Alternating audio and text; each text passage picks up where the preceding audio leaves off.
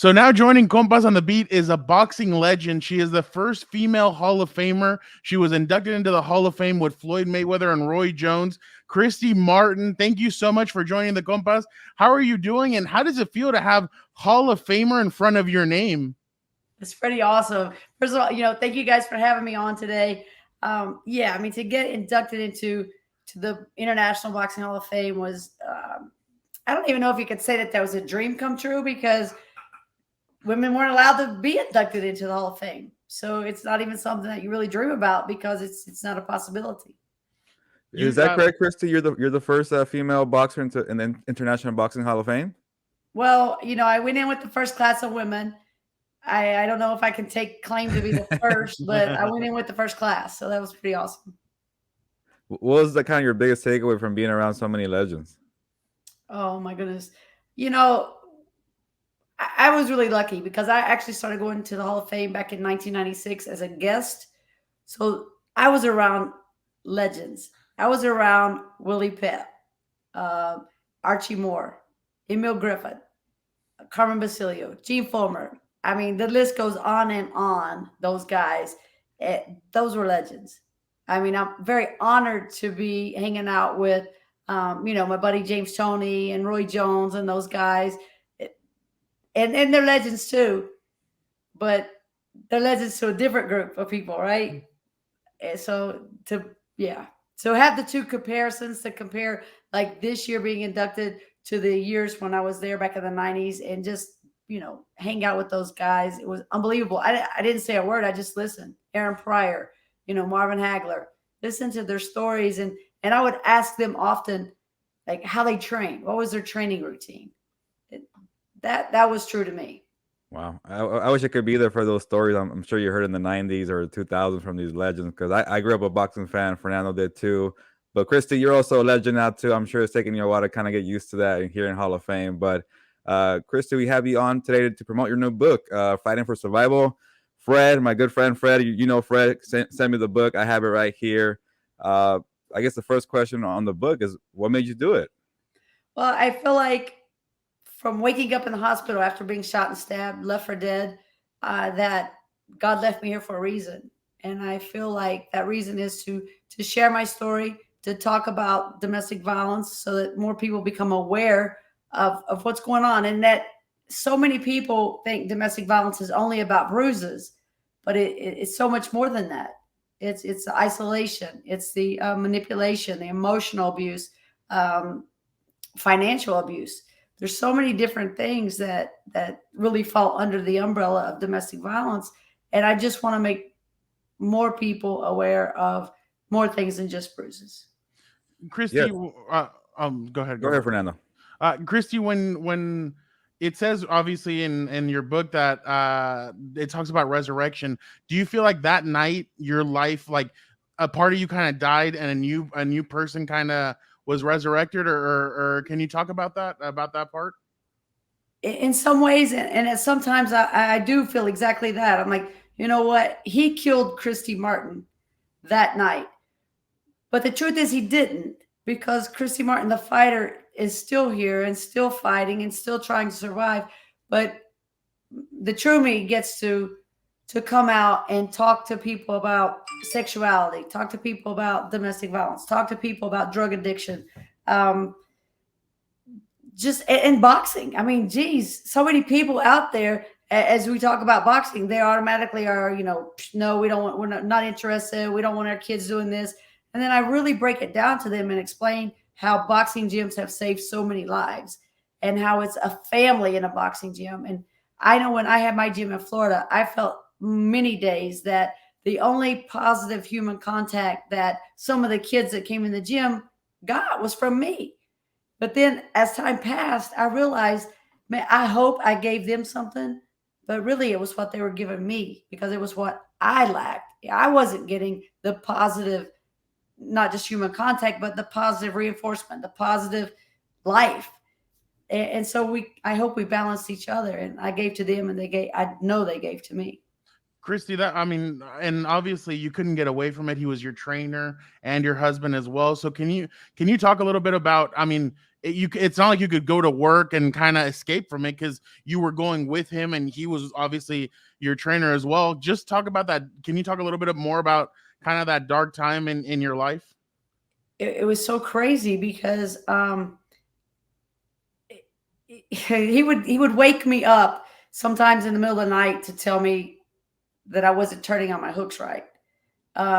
He would, the moment that I did wake up of the day, it would check my weight. He would weigh me during the day. He would weigh me at the gym, weigh me out of the gym, weigh me before I went to bed. And I get it. As a fighter, we have to stay on weight. We have to be aware of our weight and things like that.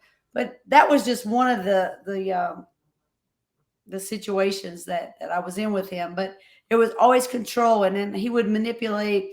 Like, he had me believing that the entire boxing community hated me, that the fighters, the managers, the promoters, that no one else would train me, that the fans were against me.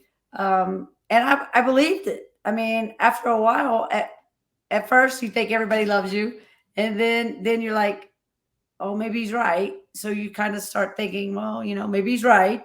And then by the time it was all said and done, I absolutely thought everybody in the world was against me. But that he was the only person that cared enough to help me. But that's what abusers do. They isolate you. They put you on that island and get you to think that they're your savior. Christy, that part about control, it sounds like that's kind of a big part in the book because, you were raised in West Virginia. There's certain ways in that part of the country. You have to be a certain kind of style, or I guess the way you live your life, and you couldn't be who you were or who you are today. And then your trainer and your husband had control. You're trying to, please a lot of people as a boxing star. And then, you couldn't be who you are. You couldn't come out and just be yourself. Is that kind of the big part of why you wrote the book too? For like, you went through all these portions that people kind of go through in life, and because just the way they were raised, but this is kind of the blueprint for how you could kind of come out and be yourself. I hope that's what people take away from the book. And also a big reason for the book was not to young people or whatever your age might be that are battling with their sexuality and their identity, but the parents and the friends of those people when they do decide to come out.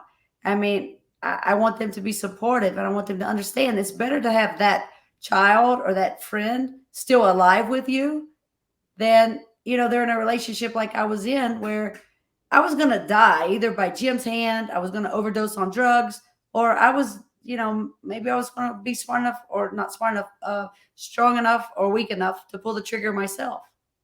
So I wasn't going to live much longer, no matter what. I had to get out.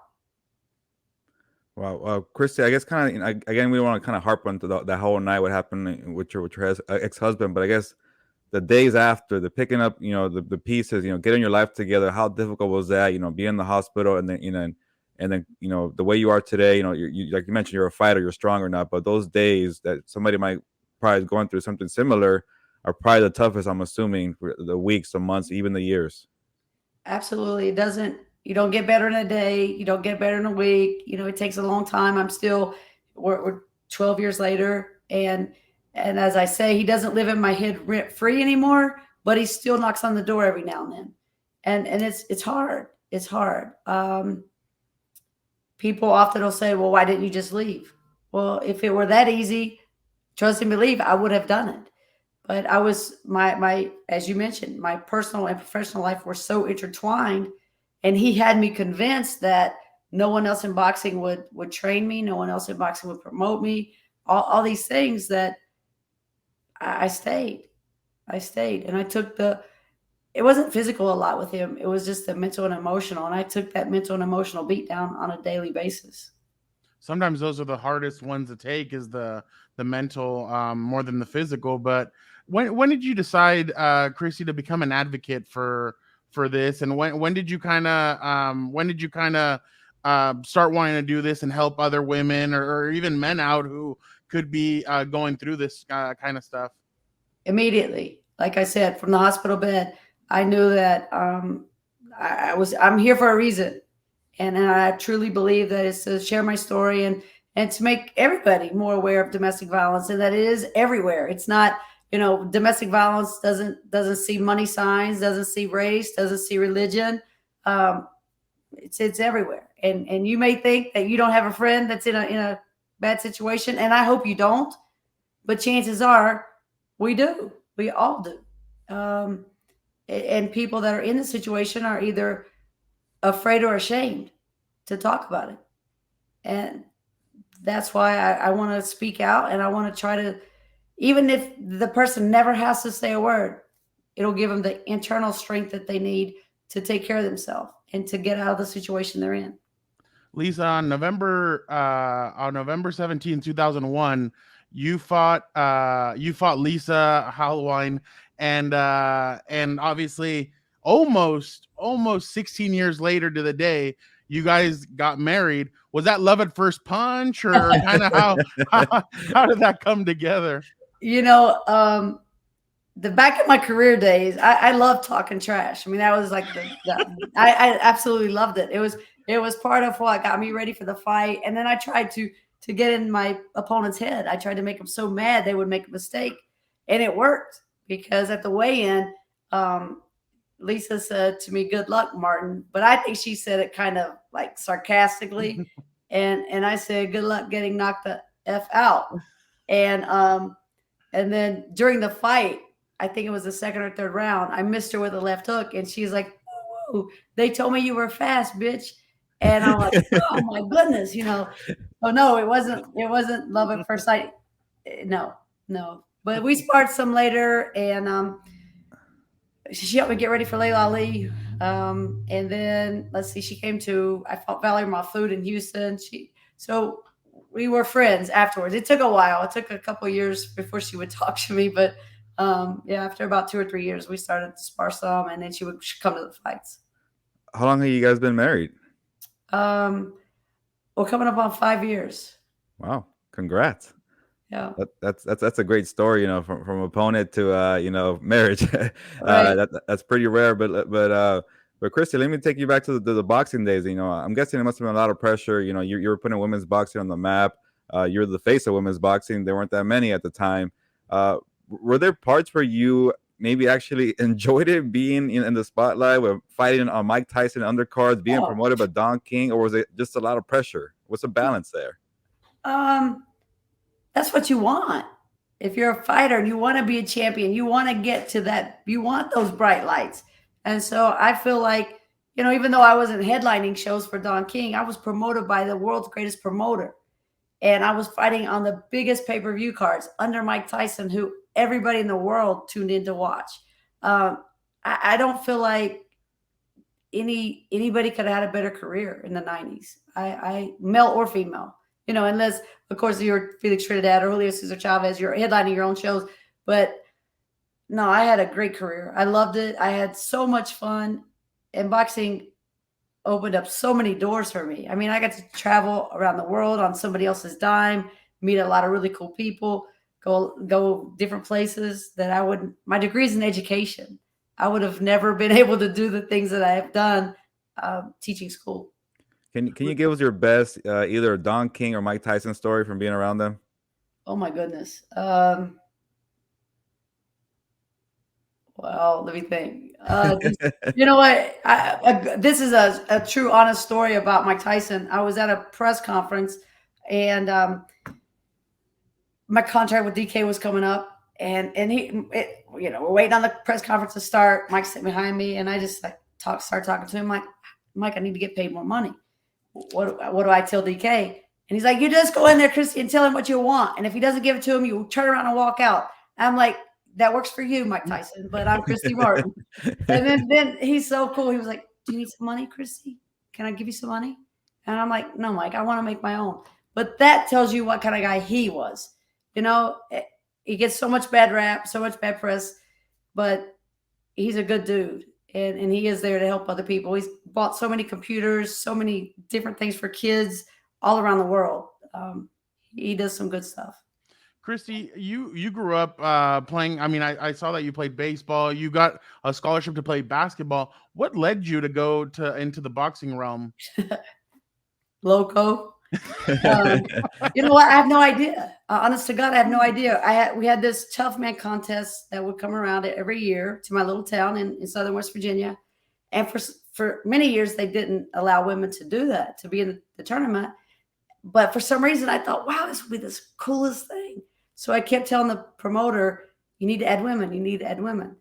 Finally, one year they added women, and I was right there to sign up to get started. And that's how my boxing career began. And never in my wildest dreams did I think about being a professional. And then when I did turn pro, I thought I'll do it one time just to say I did it. It's crazy how far boxing took me. Well, now you're a promoter, right? Yeah. Oh my goodness.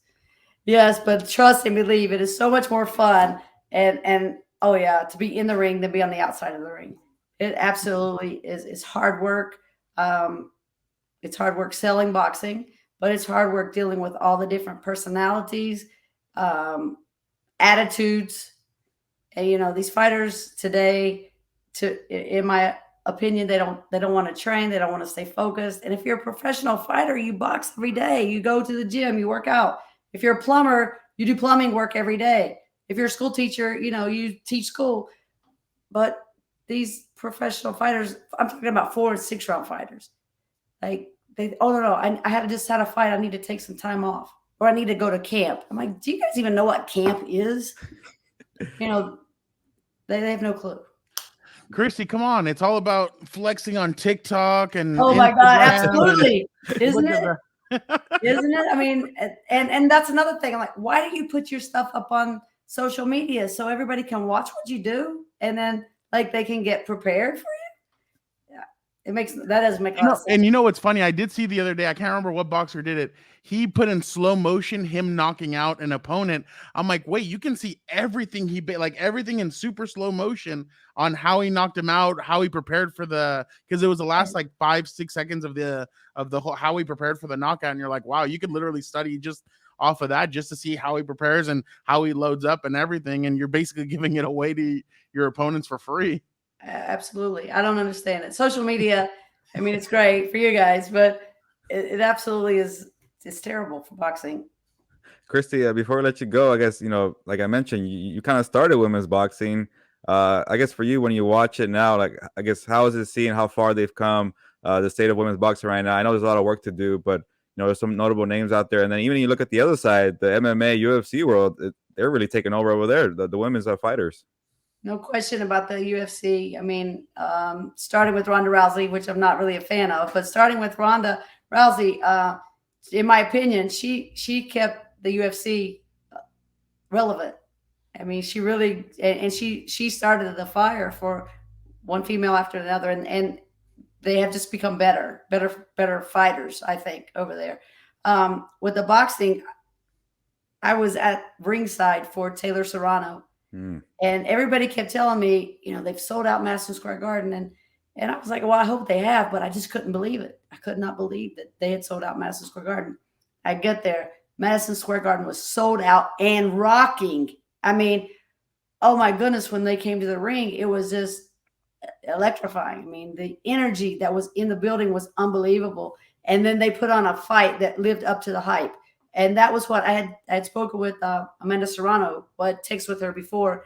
And I told her, I don't want to put more pressure on you, but the weight of women's boxing is really on you guys' shoulders. And if they had stunk up the show, it would have been a really hard blow for women's boxing, but they didn't. They lit the fire even hotter than it's ever been. So I think there are going to be more big women fights made, I hope. Folks, that was just a little bit of a teaser. Go buy the book, Fighting for Survival, My Journey Through Boxing Fame, Abuse, Murder, and Resurrection. Boxing legend and Hall of Famer Christy Martin, thank you so much for jumping on the show with us. And good luck with the promoting and everything and the social media and guys right. flexing and everything. But we appreciate you jumping on with us. Cool. Thank you, guys. I appreciate it.